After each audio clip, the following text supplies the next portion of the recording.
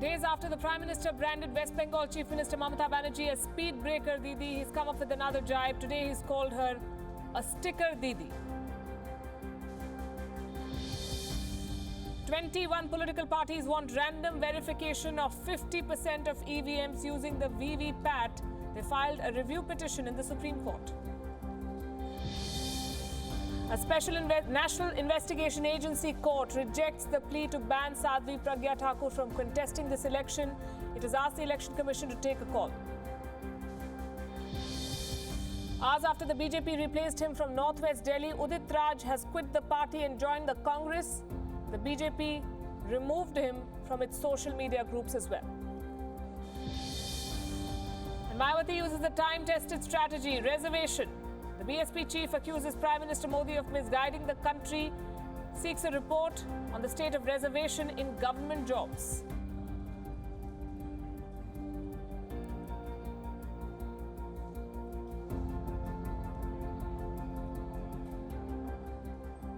Three phases over, 4 more to go. 6 states, more than 300 seats. More than 50% of India's voters have already cast their ballot. Hello and welcome to an all-new episode of India Election Watch. I'm Palki Sharma Upadhyay and we are bringing you an action-packed 30 minutes, the latest updates, the simplest analysis. Let's begin with the day's highlights.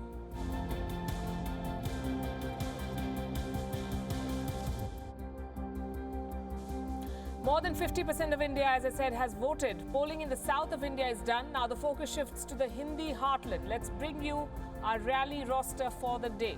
Prime Minister Narendra Modi was in Jharkhand and West Bengal. Both states sent 56 lawmakers to parliament. BJP President Amit Shah was in Bihar. Bihar is one of the bigger states. It has 40 seats. Congress President Rahul Gandhi was in Uttar Pradesh, the biggest state electorally in India. 80 MPs come from UP. We start with the Prime Minister. He trained his guns on the West Bengal Chief Minister. He called Mamata Banerjee a speed breaker on the highway to development.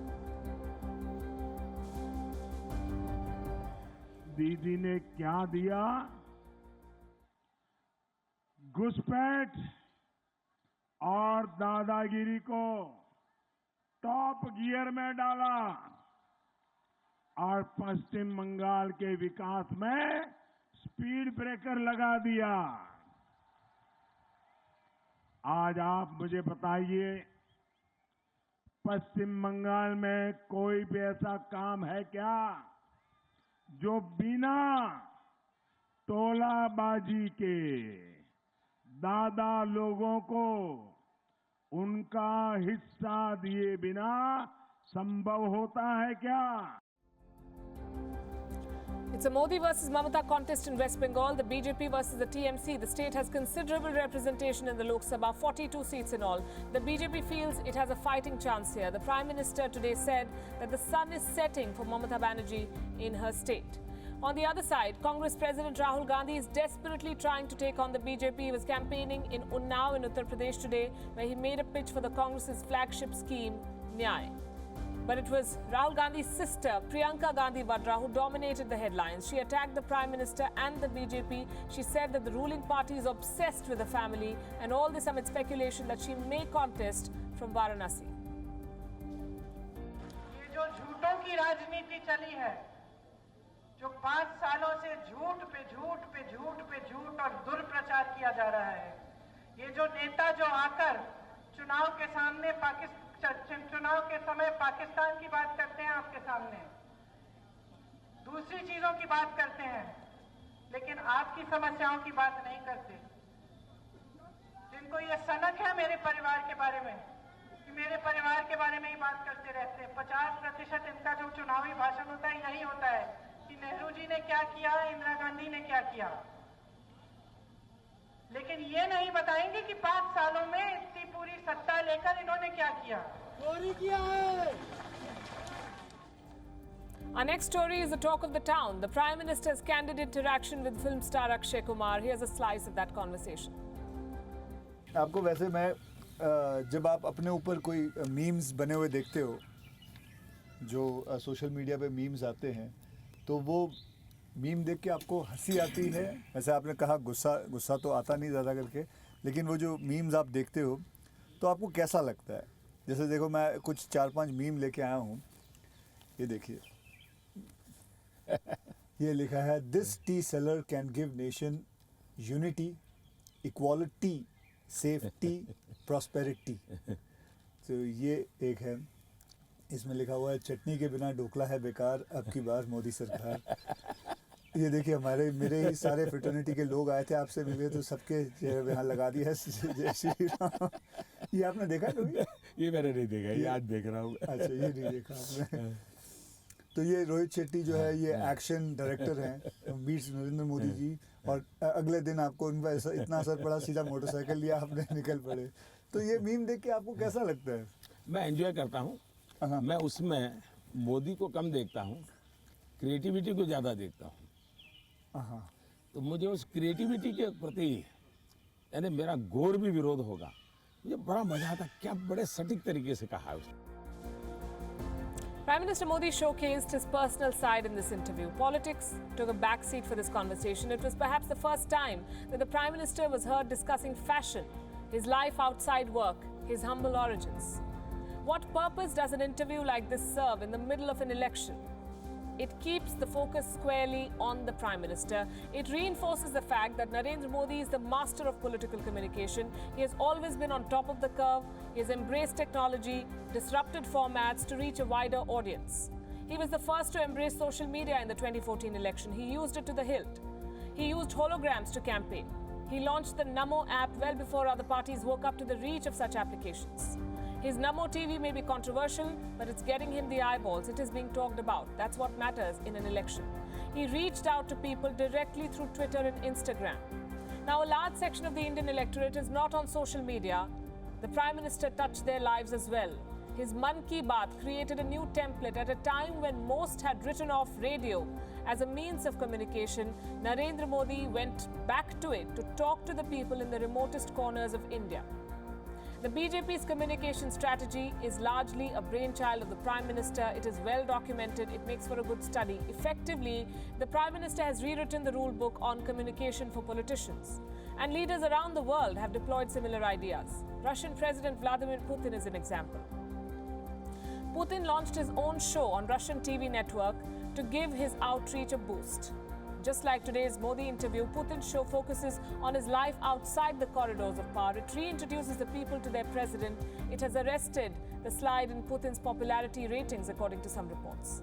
Mexico's new president, Andres Manuel Lopez Obrador, AMLO as he's called, has taken communication to a whole new level. Every week at 7 a.m., every day rather, come hail or high water, AMLO is seen holding a press conference. There is no issue that he is left untouched. People feel connected with the president. In China, the government is pushing the president's political theory through a mobile app. The Xi Jinping thought was enshrined in the Chinese cultural constitution last year. A mobile application was developed around it. The app is now the most downloaded item on the Apple App Store. Talk about keeping pace with the times. And in America, Donald Trump has truly unleashed the power of Twitter. You may question his methods, you may disagree with his policies, but you cannot contest his effectiveness. Since taking office, Donald Trump has eliminated traditional media from the equation. He needs no messengers. He talks to the people directly. He faces brickbats and bouquets, but he remains steadfast, discussing everything from politics and policy to the dinner menu on social media.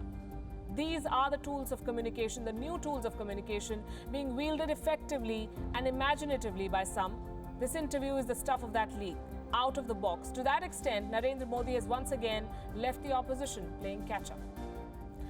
Time for our special focus on India Election Watch. This summer, several celebrities have become politicians, knocking on the doors of their fans and followers for votes. 2019 is a star-studded election and every region has its own list of celebrity candidates. Let's start with the most recent inductions. On Tuesday, Sunny Deol followed in the footsteps of his father. He joined the BJP. He is expected to get a ticket from the Gurdaspur seat in Punjab. Around the same time, boxer Vijender Singh announced his entry into politics. He has joined the Congress party. He will contest from the South Delhi seat. His first promise is to bring the world's biggest boxers to South Delhi and hold professional matches there. Surely that's the top priority of South Delhi's residents. He'll have company in Delhi elections. There's another sports star in the fray, former cricketer Gautam Gambhir. He joined the BJP last month. He's contesting from East Delhi. Then there are some new entrants from Bollywood. The most prominent one is Urmila Matondkar. The Congress has given her a ticket from the Mumbai North constituency. It will be a tough fight. Mumbai North is a BJP stronghold. And that's about the newbies. Now for some celebrity politicians who are making news for switching sides. This list has Shatrughan Sinha and Kirti Azad on it. They left the BJP to join the Congress. Also Jaya Prada, who left the Samajwadi Party for the BJP. The BJP is also retaining some old names like Kiran Kher, Rajyavardhan Singh Rathore, Ravi Kishan and Manoj Tiwari. Can these stars convert their popularity into votes? That is the test they need to pass to secure their political careers.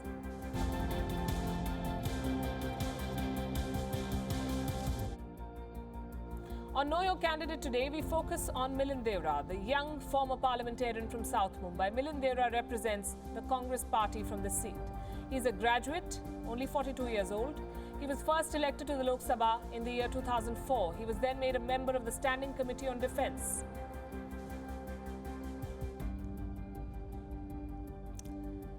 Milind Deora's Lok Sabha record is till 2011. And it shows that he fared well on attendance, 88%. That's the kind of attendance he registered. But he did not participate in debates. He asked 274 questions in the House, 274, that's well above the national average of 190. He introduced no private member bills during his time in Parliament. Milind Deora first became an MP in the first UPA government, 2004. From 2006 onwards, he was made a member of the Consultative Committee of the Urban Development Ministry. In 2009, he was re-elected to Parliament. In 2011, he was Minister of State for Information and Technology. And starting 2012, he was the Junior Minister for Shipping as well. He was also made member of committees of the Ministry of Civil Aviation and Information Technology. He enjoys support in the Congress party. He has political capital. It is evident from the fact that he was appointed the Congress's Mumbai chief in March this year.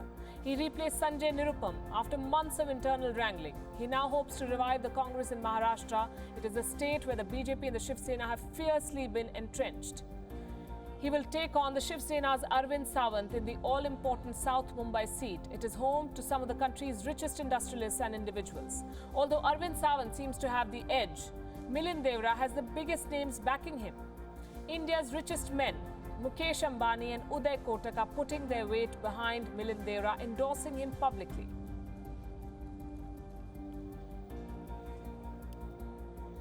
Milind is the man for South Mumbai. Milind truly represents Mumbai ka connection.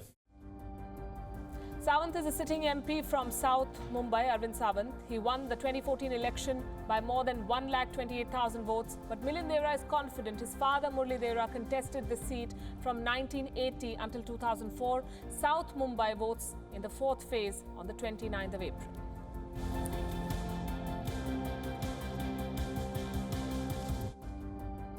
Frequently asked questions, and this one has been asked more frequently over the last month or so. Will Priyanka Gandhi Vadra contest? And will she contest from Banaras, Varanasi? Is there a blockbuster contest on the cards? Remember, Prime Minister Modi holds this seat and he is contesting again from Varanasi this time. So if Priyanka Gandhi Vadra is given the seat, it will be a straight shootout between Modi and the first family of the Congress. It all started a month ago. Soon after her formal entry into politics, Priyanka Gandhi was asked if she would contest from Rai Bareli. Her reply set the cat among the pigeons. Why not from Varanasi, she asked. Soon after, she clarified, saying that she will contest from whichever seat the party allots her. मैंने आपसे पिछली बार भी कहा, अगर party कहेगी तो मैं कहीं से भी चुनाव लड़ूंगा. Will you be contesting from Varanasi? Any decision on that? If my Congress president tells me to contest, I will be happy to contest. So what will Rahul Gandhi do? Will he ask his sister to fight the big battle? The Congress party says they've decided, but they will not tell. I'm quoting from Rahul Gandhi's exact statement, his exact words. I will leave you in suspense, he says. Suspense is not always a bad thing. I'm not confirming or denying anything. Now, Rahul Gandhi may seek to delay the decision or the declaration, as the case may be, but only for a few more days. Varanasi votes in the last phase of this election. The last day to file nominations is the 29th of April. That's coming Monday. So the Congress has less than 5 days to decide on Priyanka Gandhi Vadra's candidature. And as they dither, the Gathbandhan has announced their candidate to take on Narendra Modi. Samajwadi Party Shalini Yadav is the candidate. Shalini Yadav is known to this constituency. She's a known face here. In the past, she has contested the mayor elections from Varanasi, but nobody expects her to win this one. Her presence will hurt the Congress though. The split in the anti-BJP vote is a real threat now. The temple town is a BJP bastion, Banaras. Since 1991, the BJP has won 6 out of 7 Lok Sabha elections in Varanasi. Last time, Narendra Modi won nearly 60% of the total votes polled. Aam Aadmi Party's Arvind Kejriwal famously contested against him in 2014. Modi polled nearly 6 lakh votes, Arvind Kejriwal barely 2 lakhs. That battle is a crucial marker because the Congress candidate in 2014 did not even get 1 lakh votes in Varanasi. That said, why is this question being raised repeatedly? What will the Congress gain if Priyanka Gandhi Vadra decides to contest and most probably lose from Varanasi? First of all, there will be a contest. The Congress will gain momentum for the upcoming phases. That's something that the party certainly needs. Priyanka Gandhi Vadra is not likely to win in Varanasi, but her presence in the contest will put the Congress under the spotlight. Winning the perception battle is crucial to winning an election. Such a high-profile fight will help Priyanka Gandhi Vadra as well. It's early days in active politics for her. Even a defeat will help her in the months ahead. She's a charismatic leader. She's a natural, at ease in front of the cameras, drawing crowds to her rallies, giving a personal touch to electioneering. The Congress could gain from her entry into the poll fray, but it may not be the game changer that they expect. Not in Varanasi and not in Uttar Pradesh. So will she contest? The signs are she might. Brother Rahul Gandhi may think that suspense is not always a bad thing, but indecision, we can tell him, is. And the Congress president's indecision on this political debut from Varanasi has only forced his party into a corner. Do note that Rahul Gandhi himself is contesting from not 1 but 2 seats, Wayanad and Amethi, seats which are seen as safe seats for the Congress. So will he push his sister into the most difficult political battle of this election? We'll have to see.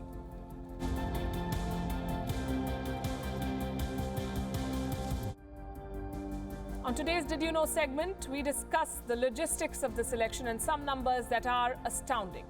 This is the 17th Lok Sabha election. It's the second longest that India has seen, spread over 7 phases, more than a month long. You may ask which was the longest. India's first. The first general election was held over a period of nearly 4 months. From October 25th, 1951 to February 21st, 1952, the second election was spread over 20 days. Since then, the duration has come down drastically. 4 days in 1980, 5 in 1984 and 89. But after 1991, the duration became longer again. The Lok Sabha elections of 2014 were spread across a little over a month. This time too, the affair will last for 40 days, 7 phases as we said. Which brings us to this question: how many phases of polling took place in India's first election? The answer is a whopping 68. That remains the record. 68 phases of polling for one election. That's because it was the first time an election of such a scale was being conducted anywhere in the world. Also, the harsher weather conditions in 1952 led to this. So how does the current number compare with 2014 or even 2009 or 2004? 9 phases in 2014, 5 in 2009, 4 in 2004. That's the tally for the last 4 elections. That's the duration and phases. Now in 2014, which party is contesting the maximum number of seats? And how does it compare with previous elections? This is a crucial question. A perfect analogy is in football. It is said that the more the number of shots a team takes at the goal, the more the chances to actually score a goal. Politics, of course, is not football, and yet this number is important. The ruling BJP is fighting from 437 seats, the Congress from 423. The Congress is yet to make a decision on a couple of seats, but this will be the first time in the history of independent India that the BJP is contesting more seats than the Congress party in a national election. In 2014, the Congress fought from 464 constituencies. They won only 44. That's less than 10% strike rate. The BJP contested 428 seats. They won 282. Success rate of more than 65%. If you look at the last 4 elections, you will see that contesting from more seats is no guarantee of a higher tally. The BJP, for instance, contested in only 339 seats in 1999. They won 182. They formed a coalition government. What else does this figure tell you of how many seats a party contests? If a party contests more on its own, it means that the party has not forged strong alliances, or the party doesn't feel the need to depend on allies. So much for the numbers. With that, it's a wrap on this edition of India Election Watch. Keep the comments coming in. Your feedback is most welcome. You can tweet us with the hashtag India Election Watch. Thank you for being here.